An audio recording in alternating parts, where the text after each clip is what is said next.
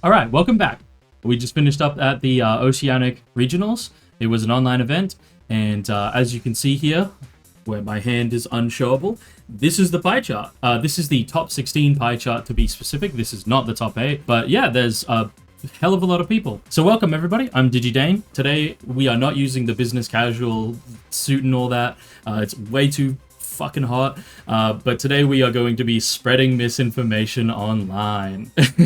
So that is to say, we're going to do a breakdown of the 8 decks that made it to top 8 that just went by on the Oceanic Regional, and have a look at, you know, why did they win, are the ratios cool, and you know, just name the players, give them respect, you know. And I also just wanted to do like a couple of like honorable mentions for the top 16 as well, which we'll get to at the end. That is probably going to be the Lilithmon and the Shine Grey, just because I think their builds are really cool, and also, you know, why just be limited to top 8 decks? You know, let's see some other cool decks. So if you want the full top 16, you can go to EgmanEvents.com. He has every single deck listed out, plus the deck lists, so that you can rip them. That's a great resource if you're a newer player.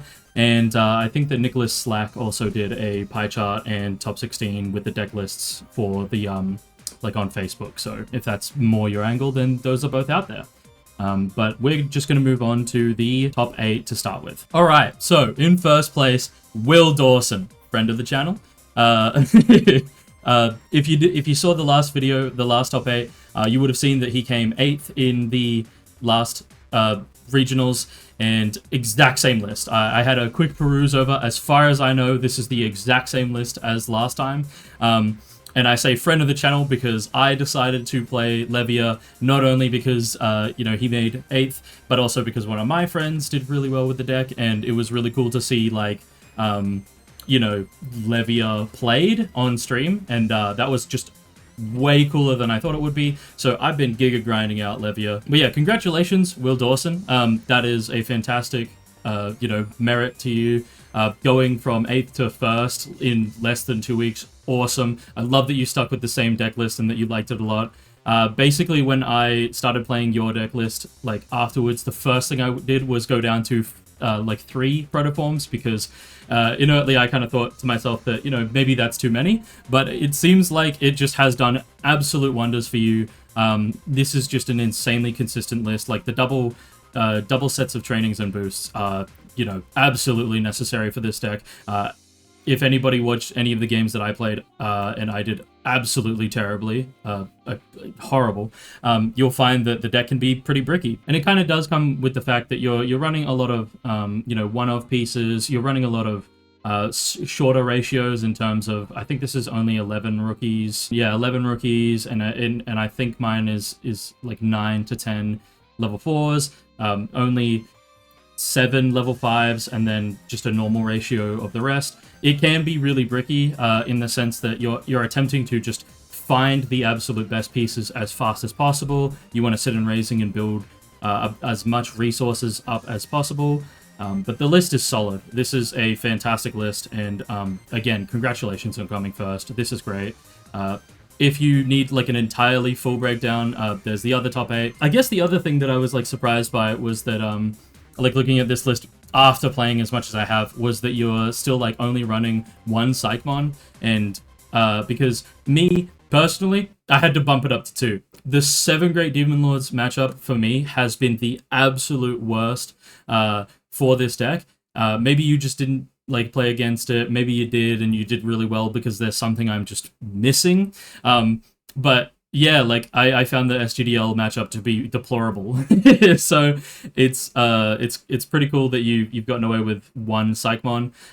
Honestly, man, I might have to get you on to like one to one just to teach me how to play this deck better, because I had done pretty well at locals, like, you know, winning back-to-back locals with Levia, only to just get absolutely shit on at the regionals. And I must have been doing something wrong. So I would love to learn and figure out what the diff here is. But yeah, congratulations again. This deck is like fantastic, and I absolutely adore Levia.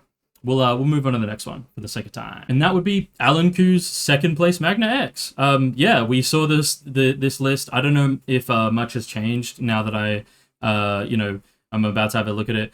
since the last regionals, but if I remember right, you came third in the last one. Fantastic job coming second with Magna. I didn't see as many Magnas around this time, as last week, but yeah, it's been it's such a good deck still. Again, double Flamedramon, clear. The only outlier I'm seeing here is a Death X, which there probably was in the last one. But yeah, and this card here, the high speed plug-in D, which gives jamming, and I like that tech a lot, only for the fact that you're able to not have to worry about these guys dying in security, especially with I think I mentioned it in one of the last videos too, that when you can walk out and go swing Magnamon, it doesn't die, and then you go 2 cost into now Primogenitor and not just Awakening. Sorry, not 2 cost. 2 cost for the Primogenitor. It reduces the cost by 4, so you're essentially paying 3 to go into your Magna X. And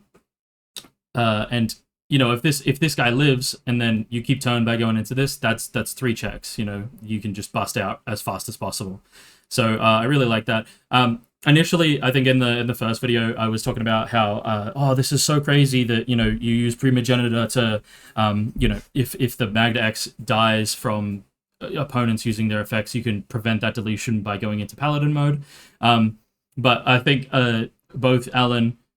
Actually, I think it was just Alan just explained to me that it's actually just there to be a second awakening, essentially. I do like that you're only technically on 2 awakenings and not 3, because every time I played this deck with 3 awakenings, it just felt bricky, which is so funny to say when you're playing with a card that the boss monster can be as cheap as possible. But it still feels really good to just have a card that isn't too painful to digivolve into, or painful to have in your hand way too early. Congo, I do not know if that's new, but I do remember it being in one of the lists from the last players. Congo is solid. I mean, there's a lot of things that are just out here doing little checks and shit. Especially Angaru and whatnot is trying to get little checks. I don't remember if you commented and explained to me why Congo is here, but I like it. I think it's cool. And double final Zubagon Punch, I think is so much better than Shu Yulin. Shu Yulin is awesome to be able to just set your memory and whatnot, but it is very difficult to just 4 cost, play her out, and then you are essentially ending your turn almost every single time when you do that. So just having a 2 cost, bang, bang, 4 checks, great, awesome. Great list. It's still fucking awesome, and I love that there's more of the Davis Ken in this deck, playing out the Vmons for free, and as far as I know, digivolving into this, bouncing something, and then end of turn bouncing the Magnamon back to hand, and then you just have another Vmon to do it again is hella cool to me. I like that idea. But yeah, awesome list. Congratulations on second place. We'll move on to the next one, which is Jason Moo's 3rd place. Now I gotta say this because I said I would when I was playing against him. That's my boy. Oh my god. I versed Jason Moo in the 2nd round, and I was jokingly if you make top 8, catch me in the fucking top 8 breakdown, being like, oh, that's my fucking boy, dude. Congratulations. I got my ass kicked, but also I played fucking terribly against you. So, dude, congratulations on making it all the way to top 8 off of, jumping off my head, essentially. Let's go through the list. This is the first Take we've seen in our top 8 videos here. 2 of the Luga. I thought you were on more because I swear you saw it every single time. 4 of the best Luga gains of memory. It is so hard to shark you out of going to 4 memory to start with. 4 of the Uko. This card alone is just disgustingly good in any deck that is able to play it, especially decks Doragora, decks like Fenrir Luga, Take, going from whatever memory that your opponent sets you to, maybe setting to 3 and then gaining a memory and then just adding to that, so you go to 5, 4. It's so easy for you to do. This card is crazy like that. For Uko, this is a combo deck. The entire the entire thesis behind what it is trying to accomplish is just find its pieces, pitch them, digivolve into your Fenrir Luga, play out the target, the Kazuchi, and then end of the turn you're digivolving into Takemizuchi, and then just killing your opponent as fast as possible. I personally hadn't played very much against Take, so I just haven't had a chance to, you know, figure out what it is that, like, how to play against it. 3 of the Tyrannos, again, you're searching as many pieces as possible. I saw so many times, the 2 games that I played against both Take players, they would just slam Tyranno just as fast as possible. They didn't care that they were giving me 4 memory. Seeing the pieces is all that this deck needs to do. 4 of the Collision, Doruga. This card is crazy good. Draw, trash. You know, taunt an opponent's minion. A lot of the time that they were taunting my minions, they were just killing them anyway, so it didn't matter. You know, if you have to, you're going to be able to digivolve into this if it dies. Double Helluga, more draw, more trash. Scorbellucci was like a really surprising one for me to see, as I was versing the second, what's it called? The second Take opponent. This card essentially says, you know, say for example your Soluga is in the trash. When one of your effects trashes this card in your hand, if it's your turn, one of your Digimon may digivolve into a purple card with the dark animal in its traits from your trash. So you pitch this card, digivolve into this. That essentially shores up the Baumon issue, as far as I'm concerned. Like, if you don't have one of these 4 dudes, these Solugas, in hand to trash and then digivolve into, you can just do this instead, which is really cool. Then Soluga, pitch 2, pop a 6k, and then we pitch the Fenriluga, digivolve into the Fenriluga. Fenriluga plays out the Kazuchi, Kazuchi plays out, and then Take puts together swinging, just essentially 4 checks when you get into this. And you can do that on like turn 2, turn 3, super easily if you see the pieces. And you will still set your opponent to 4 by ending the turn. And what is your opponent going to do on turn 2 against Take? It's crazy. Obviously, we're running all the analog youths we can. This kind of feels like a flex spot. I've seen a lot of people running 2, but, you know, I understand. You know, you just would have had another spot, and you're just like, well, I guess I'll just check this in, I imagine. But yeah, Jason Moo, congratulations on your 3rd place. I wish I could have said it to you on the day as well, but I don't remember what your like Discord name was, so I was like, oh, you know, I got to go through, find his Discord name. I just couldn't. So I didn't get it posted anywhere, I guess. But yeah, congratulations. That's my boy. Good fucking job, man. That's awesome. Let's move on to the next player. So, Sai Santoso's 4th. Before I even get into this deck list, this is Digiburst's deck list. He did fantastically well in the event to get to 4th, obviously. This is the boy, handsome boy. And I just want to put out there, because I watched the entire video, for a way better in-depth version of whatever I'm about to say, you should go and watch his video, which is over on his channel, Digiburst, because he goes very, very in-depth into every single one of these cards and the choices why he made them. And I've kind of taken a little notes on that just so that I can make this a little bit better of an explanation for you and, you know, echo sentiments and whatnot. But again, I think this list is fantastic, and praise be handsome smiley boy, and go watch his video for his breakdown on this. I will simply just like continue and you know, explain way less in depth. Again, go watch his video. But yeah, 4th place. This is Sai Santoso's or Digiburst's list. Basically, 4 Dorumon. We love draw. The only issue I assume is with like Mirage. I say assume. I was watching the video. You know, you don't want to be chucking something underneath this and then Mirage sources you for 2 or 4 memory. Blah blah blah. Chicory again. There are so many decks in the meta at the moment that are using, you know, play cost reduction, Blue Flare, SGDL.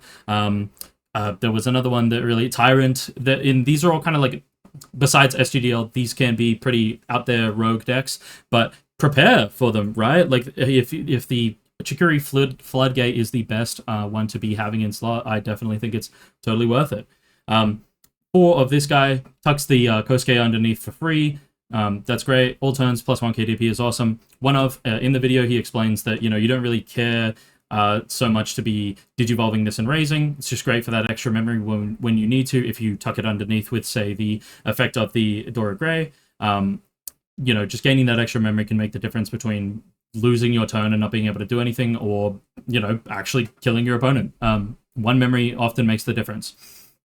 3 of this boy, the Dorumon, when attacking, you can warp. I've heard so many times that people just don't use the warp effect in this. They like it for the reboot, and it's another great Garurumon.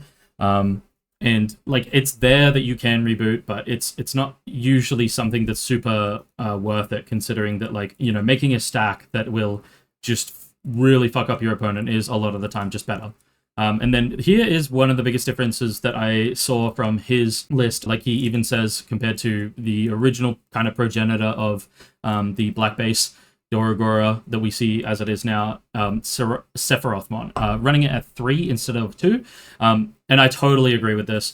This is a card that A, hybrid for game, B, I'm doing 1, 2, 3.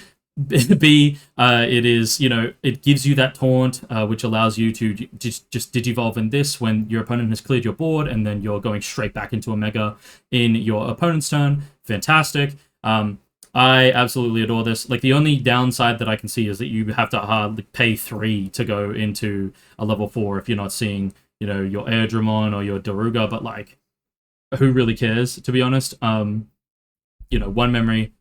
Like, I did just say that it makes a difference, but if you're set on 3 and then you go 3 cost and then 3 cost into this and collide with something, then you're, because you've taunted them, because it is just when digivolving, doesn't need anything else. You collide, digivolve into a mega. Great, easy peasy. I love this card so much.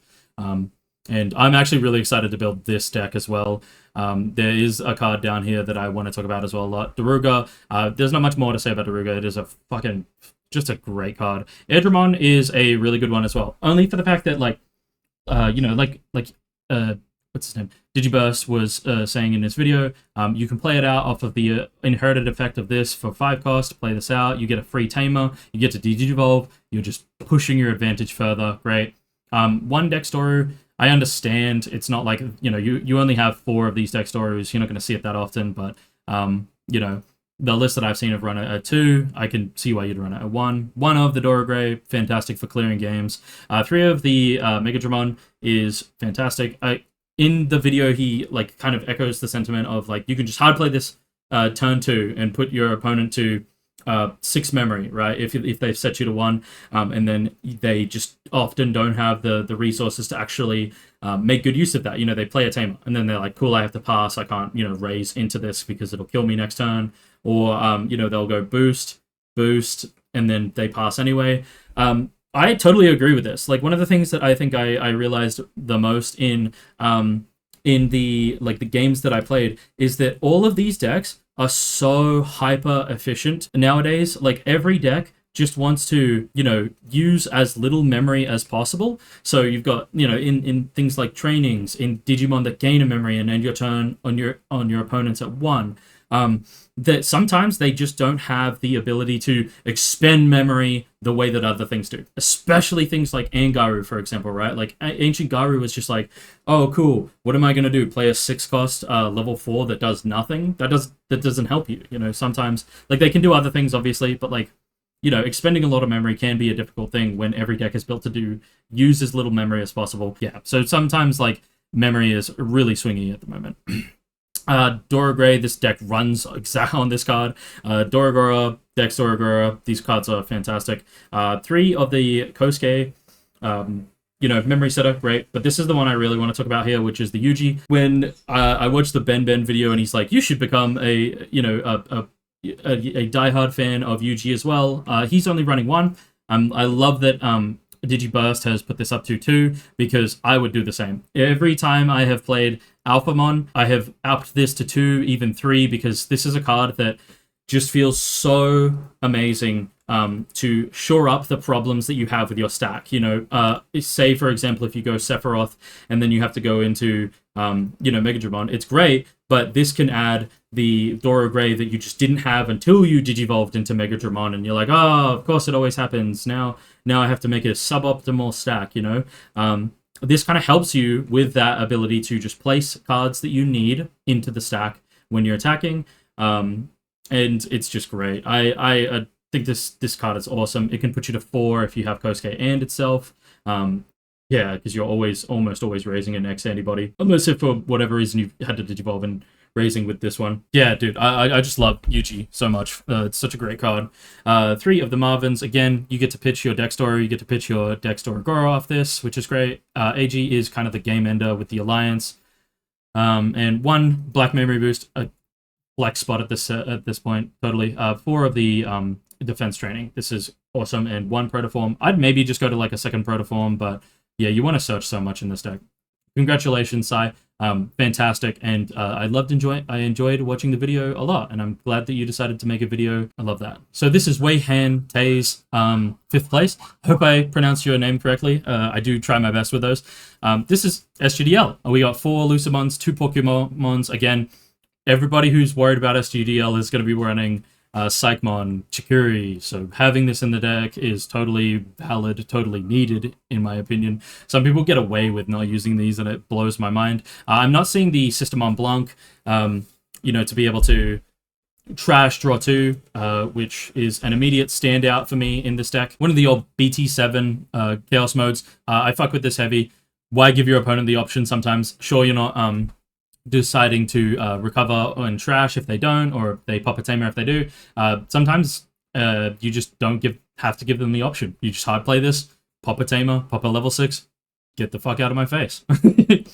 A lot of 1-ups. 3 of the Levia, I totally understand. It's a card that is just absolutely blows out decks when it hits the ground, especially when you've got like Biting Crush or the I think it's called Rise. Yeah, Rise of the 7 Great Demon Lords. You know, this is just always live, and as soon as he hits the board, so is Levia X a lot of the time. Cool. Rage Mode, Leviamon. This is obviously the worst of the 2 Leviamon, but, you know, you got to run a bunch of these guys. Beals X is cool to see here, because I imagine there's going to be times where, you know, you only have... you have a lot of stuff in trash, and your opponent has, maybe, for example, Leviamon has Biting Crushed your deck in waiting for the Agudamon to come out. So, you know, going Beelzemon for, I think it's 0 sometimes. You have 40 cards or more in trash, Beels X over the top, trash 4, and then just swing for game. That's sick. Because I think this gains Rush. No, it just has Rush on its body. You'd have to kind of do it kind of separately, I imagine. You would have to play Beels X, and then next turn, like, rivals it back, play Beels, and swing for game. But even then, like, it's cool. Double Ruin Mode, totally fair, understandable. We're adding Lilith to the decks now, which is cool, you know, considering we've got Lilith X, which is a fantastic card to add to these. You know, you decide not to pop with the gate, and then you go Lilith X, and then you're deadly on the board. Triple the Shoto Kazuma. This was kind of the card that a lot of people was expecting to really push SGDL even further up. You know, making a blocker out of every single one of these dudes, and not just Creepymon, is so difficult to get through. One of the Akihiro, I'm surprised to see, but I completely understand that, like, if you play it and every single turn you're drawing and trashing at the end of your opponent's turn, and then for example, like, you know, so if you get like an Agudo in your hand and it just is what it is, you just play this, end of your opponent's turn, pitch this and draw 1. Great. And being able to, like, sleep mode, play that out. If your opponent doesn't you die on board or something, or they get to a level 6, tucking him underneath and then deleting a level 6. Sick. Double Emperor, totally necessary. And yeah, that's pretty much it for Wei Han's. Yeah, congratulations, Wei Han. I like this list a lot, and yeah, let's move on to the next one. Joseph Reyes, 6th place. You probably would have seen it. He made top 8 in the last video. I think, you know, same thing. We're still playing Mirage. I think the Reyes brothers are the most notorious for playing a little bit of the Mirage at this point, and they are very good at it. The only real changes I've seen to this is that, yeah, the Otamamon here can't play players can't reduce play cost. Again, you know, more play cost reduction floodgates to fuck with SGDL, fuck with all the other decks. Madoki kind of does the same, because Imperial is gaining too much memory at the moment. Galaxy Mirage gets effed up by this. And then we have 4 of these, back down to 3 of these, and this Galgamon is just such a good card. 1 of Hybrid for game, or if you need to bounce off of one of your tamers because your opponent deleted your Mirage. Huang-kun is fantastic for playing out any of these boys. And then obviously, you know, another when attacking swing on suspend, great. Zudo, these 3 close to being the Four Horsemen of the Apocalypse. It's cool. It's just a very, very specifically good engine. For Mirage is always going to be the way this deck works, and then the one of the Hexablau, I assume, just replaces the shittier version of the Mirage where you're just playing out a Tamer and bouncing your opponent's Tamer. You know, sometimes this just sits on board and your opponent can't do anything for a turn or two, and, you know, you get to do Sec +1. Great. Bottom deck a Tamer as well, which is awesome. You're essentially doing exactly what the old Mirage did, just better. Triple burst mode, triple of both of the Tamers, 4 and 4 of the Searchers. I almost want to build this deck again and play it because, man, like with the Hexablau and yeah, it's Mirage is always just a fun deck when you're playing it. It's a little less so when you're being the one who's played against as it, because sometimes they do just combo you way too fast, but, you know, it's an amazing deck to play, and I can see why people would play it for as long as they have. Congratulations, Joseph. I'll be seeing you in the next top 8. All right, Alex Chambers, 7th place. Congratulations. The second deck store Agora in the scene, especially on black base. Again, so this is the only repeating deck that we are seeing in the top 8. These decks are looking really diverse. I didn't think the last deck that I thought I was going to see going into this regionals was black-based or Agora. You know, I had firmly decided to believe that, you know, Fenrir package was just better, and I'm just constantly proven wrong and constantly proven that I have no grasp of the meta. But yeah, let's go quickly over this. It is very, very similar to Digiburst, so I won't get into the card by card, obviously. The only max differences here are that we have 2 of the Sephirothmon instead of the 3, back up to 2 of the Dexter Agora, 1 of the Mega Ace, which is kind of crazy. I like that a lot because, you know, maybe, for example, if you were on this and you had to end turn and your opponent was, you know, going to do some crazy shenanigans, you go this, stop them from digivolving, suspend them down, smash over them. You know, you can control the board really well. It has 2 checks. You can kind of just keep, you know, pushing damage if you need to. I like this card a lot. It probably would have seen, dare I say, niche application in the tournament. But I think when it would have come up, it would have been phenomenal. And so for that, I really like that this card is here. And the last one is Ruin Mode. This card is pervasive. I think any purple deck that can use this should. It essentially ends games when, for example, you go Doragora, swing, unsuspend, you've killed the board, or, you know, Dexdora kills the board, and then you just end your turn going Ruin Mode, and your opponent just can't do anything for a turn. And then you swing it, and they can't do anything for another turn. This card is crazy, and I totally understand why people would. You know, I think this card is awesome. There's not much else to say it. 4, 3, 3, and 2 is cool as well. You know, again, you need the Tamers. The Tamers are the most important part of this deck because, you know, Doragora doesn't function without a Tamer. And then just the straight forward expense training, and the one of for the Call from Darkness. The Call from Darkness I like a lot as well because I think it might have been in the Digiburst list as well, and I just didn't bring it up. But if you swing with your Doragora and it doesn't die, and then none of your rookies that are played out to, like, or you know, Megas or whatever that are played out to also go swinging and do checks as well, if they don't die and you're just trying to push for lethal, Call from Darkness kind of helps you a lot of the time get to that point. It allows you to trigger your Dex Doragora in the trash out of nowhere. It's cool. I like the I was running Call from Darkness as well. But yeah, congratulations, Alex Chambers, on your 7th place win. And finally, congratulations to Colby Morris in 8th place with AncientGarurumon. This deck is very, very cool in the way that it works. Personally, I kept saying that this deck was like a false prophet when it first hit the meta. The times that it goes off and just absolutely smashes through, it does an absolutely fantastic job of. I completely understand that it is incredibly high roll, but I thought that, you know, like, because of the way that I was playing it and the way that I was seeing other people play it, it kind of ran out of gas once you just didn't have enough rookies to keep placing cards in. And if your opponent knew how to play around it and just play a rookie out and to protect their stack, it would run out of gas trying to kill, you know, both things, and it didn't have many ways to out other more than just one body at a time. So I kind of put it into like false prophet category, but it consistently is showing me that it is a fantastic deck. It is this is the second time that it's hit top 8, and I like this list a lot. This is much better than some of the lists that I've seen so far. So I'll just quickly go over some of these cards. Two of the can't play Digimon by effects. Great, stops your opponent's save as can, stops your opponent from partitioning, especially as well. Muchomon is great for the draw swing. You're drawing two because of both the Muchomon and the Koro. Triple Boko I like a lot because one of the deck's biggest weaknesses is sometimes you don't find the Tamer, sometimes you don't find a level 4, specifically one of these two. They work so in conjunction with one another that if you don't see one or the other, you're not doing this play. And that was one of my biggest beefs with the combo, with the deck in general. 3 Ukos, again, searching, great. 1 promo Uko, run the one. You know, it's limited to 1 for a reason, might as well keep running it.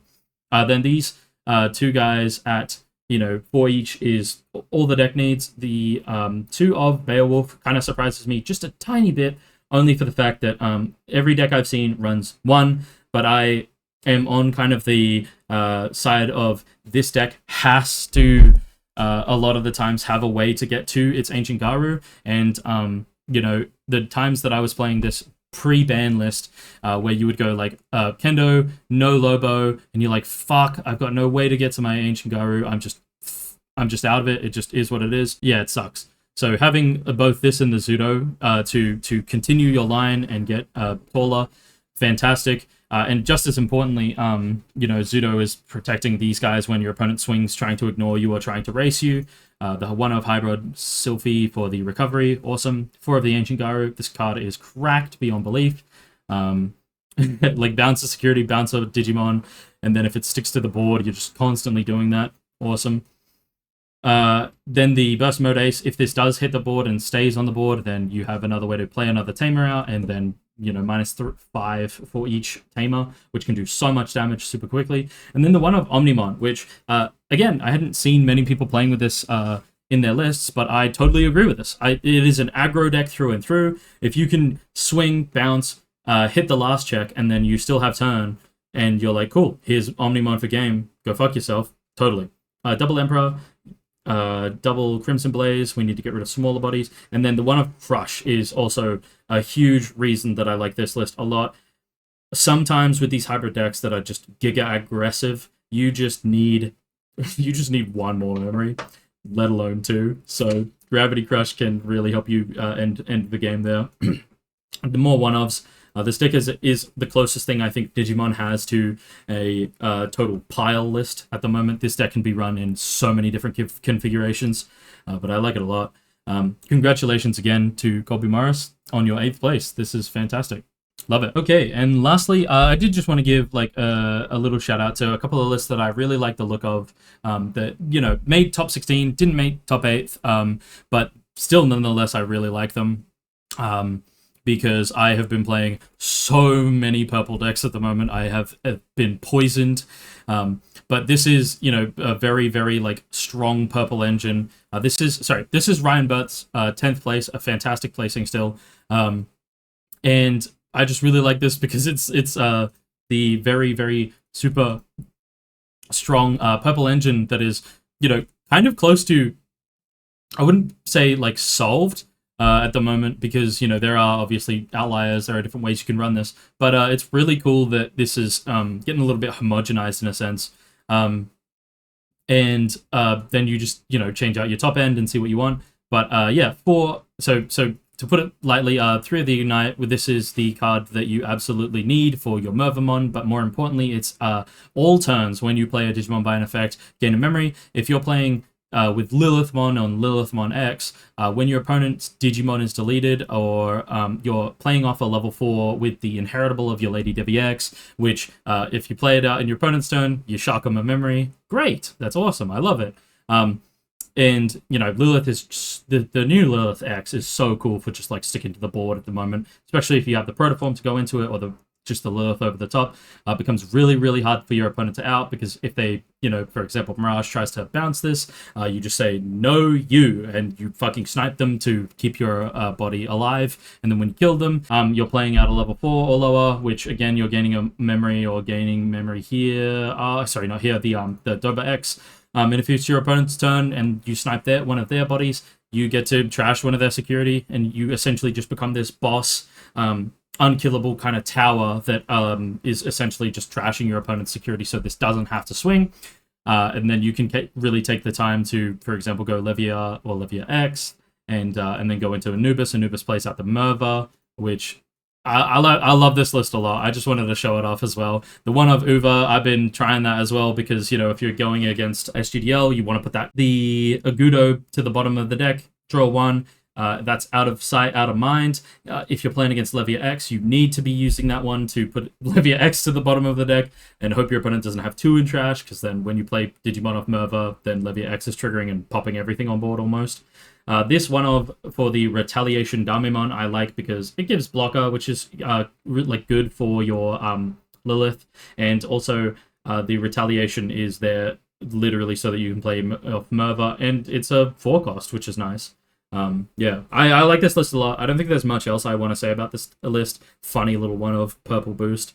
But yeah, no, I like this a lot. I'll probably like play something close to this if I'm trying to, you know, get a little bit of the Leviar burnout off of me. But yeah, awesome deck.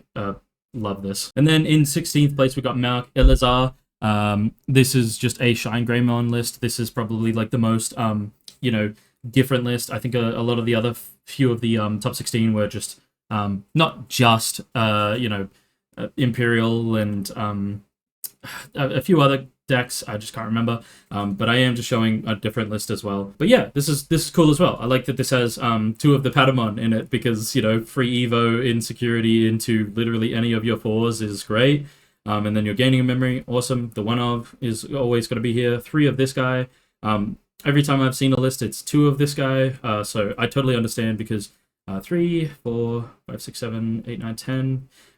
Still standard ratios, but yeah, like sometimes you just need to like trigger the effects of your tamers, so that you can, you know, for example, Digivolve for free. 4 of the Rise Grey and 2 of this one, and obviously the Rise Grey X to free play another tamer. 3 and 2, which is interesting considering we saw a lot of 3 for this guy and 3 for this one. I understand that this is a deck you have to be a little bit psychopathic on your ratios for. It's kind of interesting to me that people still run like a very, very specific normal ratios and like only 3 of the boosts when this is a deck that can run like, you know, the full suite of 8 yellow boosts and trainings, for example.